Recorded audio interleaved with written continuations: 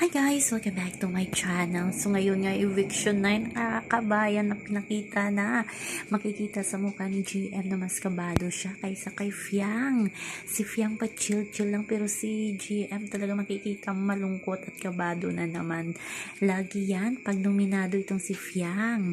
Pag malapit na yung eviction, talagang makikita natin kay GM na talagang balisa siya. Siyempre, nasanay na siya na nandyan lagi si Fiang sa tabi niya. Ganon din itong si Fiang. So, kabado ang lahat. Kung sino nga ba talaga ang lalabas, kakaumpisa pa lang ng eviction night, pero grabe yung tao sa labas ng bahay ni Kuya.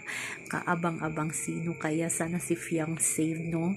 Para tuloy pa din ang ligaya ng GM Fiang. So yan naman po guys ang ating update sa ngayon. Hanggang sa muli, bye-bye. Always remember, wag po tayong paka-stress. Ayan na, sana si Fiang, si Kai at si Jaren, alam naman natin na malalakas silang lahat. So sino-sino kaya ang lalabas? Bye-bye!